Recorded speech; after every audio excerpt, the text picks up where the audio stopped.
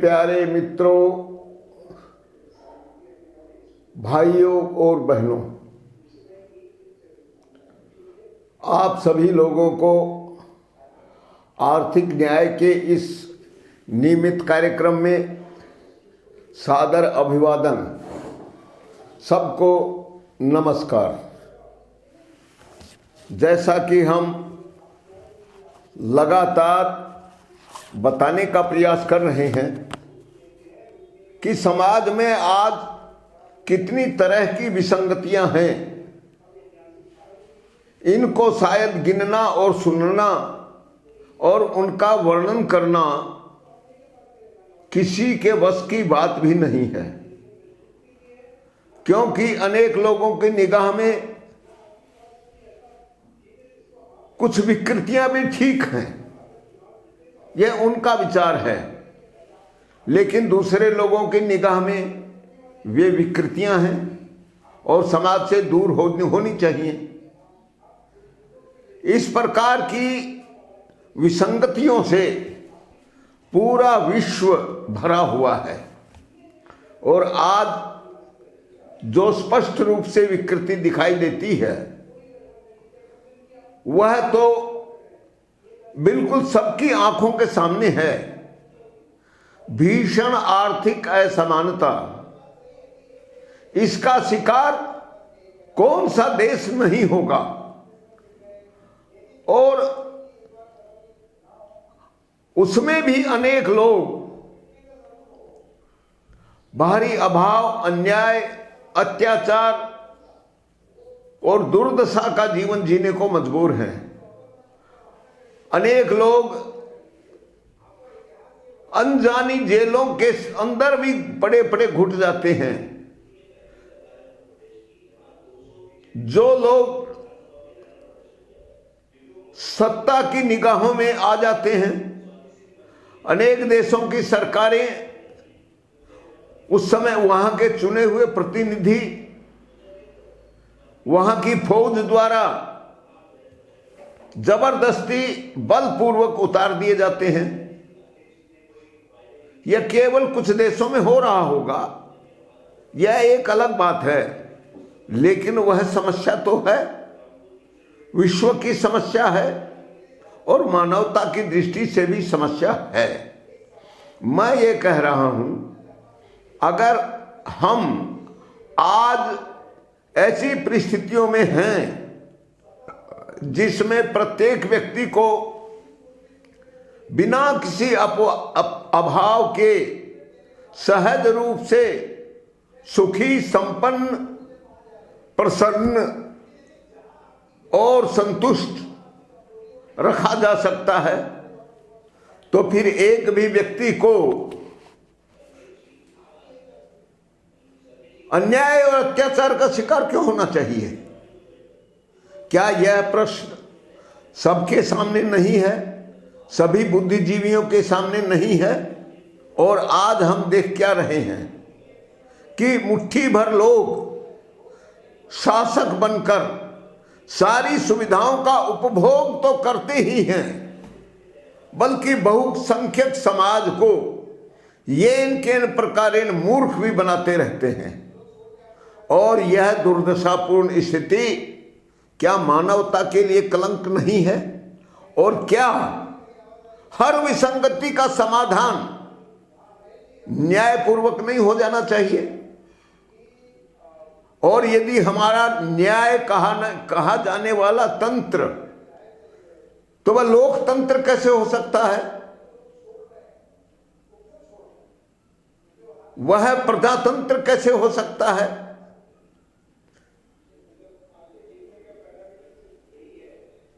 प्रिय बंधुओं और बहनों, मैं यह सवाल बार बार सबके हृदय में रोपने का प्रयास करता हूं कि सारी बातों को छोड़ दीजिए और आर्थिक न्याय की जो अवधारणा, जो विचारधारा हम समाज में स्थापित करने का प्रयास कर रहे हैं, आप उसके ऊपर अपनी दृष्टि केंद्रित करिए। आज हम जो स्त्रियों की दुर्दशा है उसके ऊपर संक्षिप्त प्रकाश डालते हैं।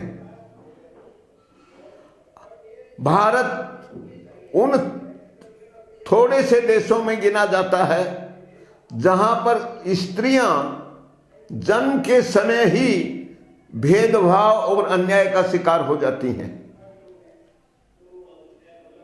भारतीय समाज के बारे में ऐसी धारणा कोई गलत भी नहीं है।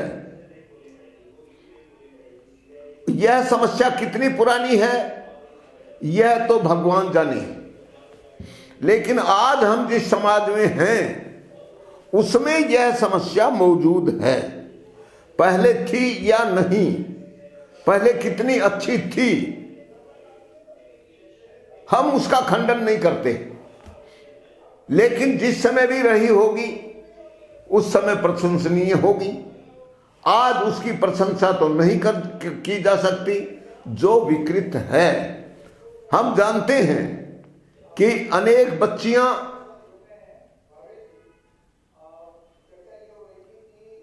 अनाथाश्रम में पलती हैं। क्यों? क्योंकि कथित रूप से वे किसी अन्याय का शिकार हो जाती हैं, बलात्कार का शिकार हो जाती हैं और भय के कारण समय से पहले गर्भवती भी हो जाती हैं। इस प्रकार की अनेक बातें हमारे सामने आती रहती हैं। इस प्रकार का अनाचार करने वाले लोग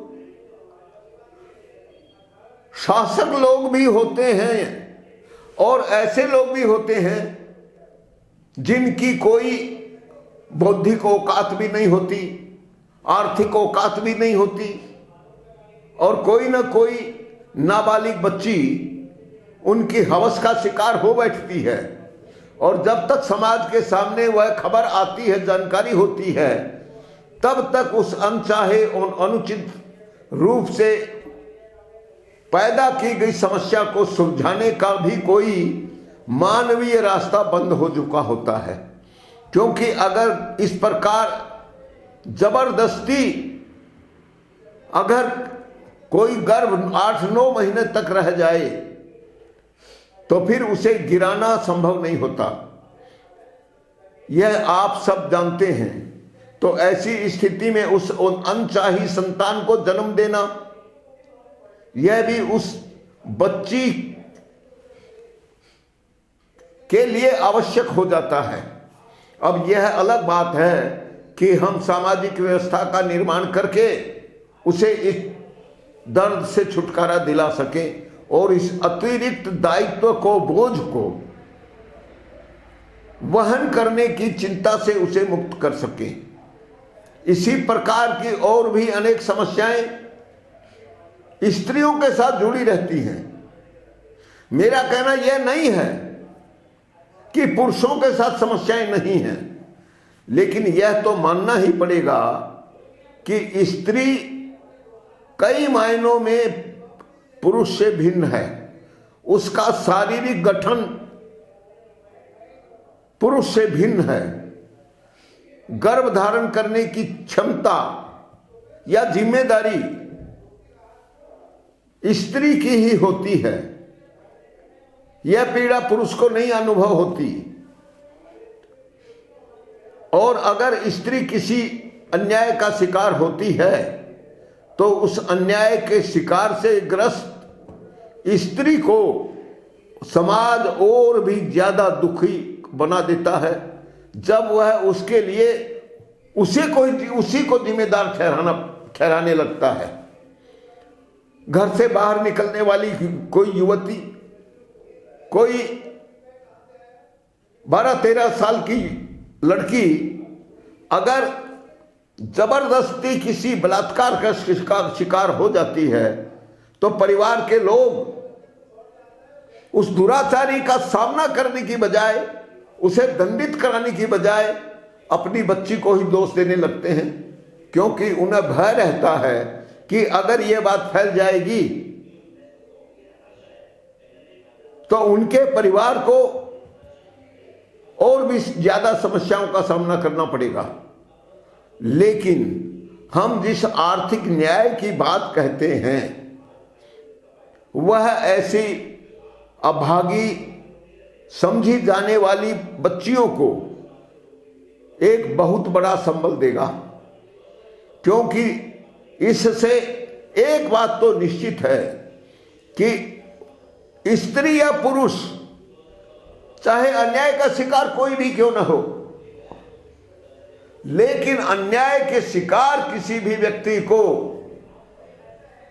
यह आर्थिक न्याय की व्यवस्था निश्चित रूप से बहुत बड़ा सहारा देगी और वह उसे भूलकर अपने दम पर, अपने पैरों पर खड़ा करने होने के लिए उसे किसी प्रकार से भी अकेला नहीं छोड़ेगी। इसलिए बंधुओं, स्त्रियां जो अपेक्षाकृत ज्यादा शोषण का शिकार होती है, अपनी सिधाई के कारण, सरल हृदय के कारण किसी के शोषण का शिकार होने के लिए मजबूर हो जाती हैं, या आप यह भी कह सकते हैं कि आज की स्थिति में अनेक स्त्रियां समान रूप से मेहनत करने के बाद भी समान मात्रा में धन का उपार्जन नहीं कर पाती। धन का उपार्जन करने में उन्हें उस बालक के पालन पोषण की भी समस्या उत्पन्न होती है। अर्थात विवाहित होने के बाद वैध ढंग से भी जब वो गर्भ धारण करती हैं तो भी पालन पोषण की समस्या उसी महिला के सामने आती है। और इसीलिए जब किसी विवाहित लड़की को उसका पति त्याग देता है तो दुर्भाग्य है हमारे समाज के साथ, वह उस पुरुष को दंडित करने की बजाय उल्टे उस लड़की के परिवार को ही दोषी ठहराने लगता है। वास्तव में अगर हम समाज में एक न्यायप्रिय व्यवस्था का निर्माण करना चाहते हैं तो क्या उसे अनिवार्य रूप से भारी दंड नहीं दिया जाना चाहिए? अगर आर्थिक दंड की भी जरूरत हो तो भी उसे इतना कठोर आर्थिक दंड दिया जाना चाहिए कि उसकी सारी संपत्ति का, आधी संपत्ति का कानूनी रूप से जो स्वामित्व है वह उस अभागी विवाहिता लड़की को दे दिया जाना चाहिए, ताकि वह व्यक्ति अपनी गलती के लिए, अपने अपराध के लिए हमेशा रोता रहे और समाज में उसी के अनुरूप उसे सामाजिक दंड भी दिया जाना चाहिए। अगर हम ऐसा करेंगे तो क्या स्त्रियां ज्यादा सुरक्षित नहीं होंगी? क्या बच्चियां जो पैदा होते ही मां बाप के भेदभाव का शिकार हो जाती हैं, क्या उनको इससे सुरक्षा नहीं मिलेगी? क्या उनमें एक आत्मबल खुद ही पैदा नहीं होगा? और कोई भी अपराधी व्यक्ति उस स्थिति में क्या सामाजिक सीमाओं की मर्यादा का उल्लंघन करने से डरेगा नहीं? तो भाइयों बहनों, मैं बिना किसी भेदभाव के यह बात कहना चाहता हूं कि समाज को तो एक न्यायपूर्ण व्यवस्था की आवश्यकता है और इसका पहला कदम मैं बार बार कह रहा हूं, वह प्राकृतिक संसाधनों पर समान स्वामित्व से ही निकलता है। क्यों? क्योंकि प्रत्येक व्यक्ति, चाहे वह आकार प्रकार में जैसा भी हो, उसे पोषण की आवश्यकता होती है, और यदि वह पोषण उसे जन्म से प्राप्त नहीं होता, बिना किसी भेदभाव के सहज रूप से प्राप्त नहीं होता, तो वह कभी भी एक लोकतांत्रिक कहे जाने वाले समाज में अपना न्यायपूर्ण अधिकार नहीं प्राप्त कर सकता। फिर चाहे वह अपनी जाति के कारण शोषण का शिकार हो, अपने संप्रदाय के कारण शोषण का शिकार हो, अपनी भौगोलिक स्थिति के कारण शोषण का शिकार हो, और चाहे लैंगिक भेदभाव के कारण वह इसी शोषण का शिकार क्यों न हो। आज हम यह देखते हैं कि हमारे समाज में जब किसी घर में लड़का पैदा होता है तो खुशी के बाजे बजते हैं, और जब कोई लड़की पैदा होती है तो कोई बाजा खुशी का नहीं बजता। अपवाद की बात छोड़ दीजिए, उसके ऊपर तो मैं कभी कोई कुछ बात कहूंगा नहीं, लेकिन यदि आप सहज रूप से समाज की स्थिति देखें तो आपको यही दृश्य दिखाई पड़ेगा। इसलिए मेरा निवेदन है कि आर्थिक न्याय को सामाजिक व्यवस्था का पहला कदम स्वीकार करते हुए आपको इसके ऊपर विचार करना चाहिए। और इसीलिए मेरा कहना है, सारे प्राकृतिक संसाधनों पर सबका समान जन्म सिद्ध अधिकार होना चाहिए। यह वोटर पेंशन की तरह बकवास नहीं होनी चाहिए।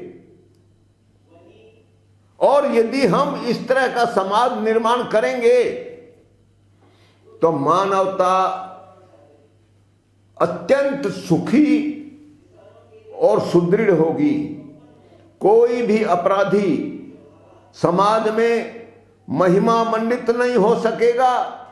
जाति के नाम पर ऊंच नीच का कोई भेदभाव किसी के साथ नहीं होगा, और स्वतंत्रता भी पूरी तौर पर सुरक्षित रहेगी।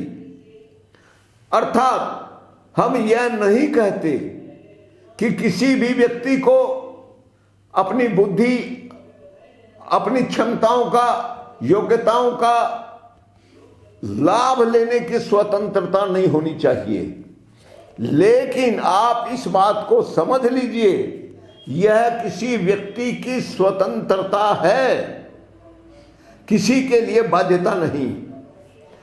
अर्थात स्वतंत्रता और बाध्यता में अंतर यह है कि स्वतंत्रता होती है। किसी प्रकार की सुविधा का लाभ आपको लेना है कि नहीं लेना है, यह आप तय करिए। आपको हलवा खाना है कि कच्चा अन्न खाना है, यह आप तय करिए। कि आपको उपवास रखना है कि ज्यादा खाना है, यह भी आपका अधिकार है। उसके लिए किसी को बाध्य करने की आवश्यकता नहीं। इसलिए यह स्वतंत्रता है, और यह भी समान रूप से है, क्योंकि यह आपकी इच्छा पर निर्भर है। इसलिए कोई अपवाद का सवाल ही नहीं उठता। और उस स्थिति में अगर कोई व्यक्ति अपनी स्वतंत्रता के आधार पर किसी प्रकार की पसंद या नापसंद के आधार पर दूसरे व्यक्ति से अलग फैसला लेता है तो वह इसके लिए भी स्वतंत्र है। तो बंधुओं, आज इसीलिए मैं कहूंगा कि जिस स्त्री स्वतंत्रता की बात हम कह रहे हैं वह तो एक बार धोखाधड़ी हो सकती है। कोई बहुत चतुर चालाक व्यक्ति किसी मजबूर स्त्री की मजबूरी का लाभ उठाकर उसका यौन शोषण कर सकता है, या दूसरा कोई भी शोषण कर सकता है। लेकिन जब वह इस स्थिति से मुक्त होती है, इस प्रकार के किसी शोषण से उसका शोषण हो ही नहीं सके, तो वह समाज की सर्वोत्तम स्थिति मानी जाएगी। यह आपको भी स्वीकार करना चाहिए। इसलिए बंधु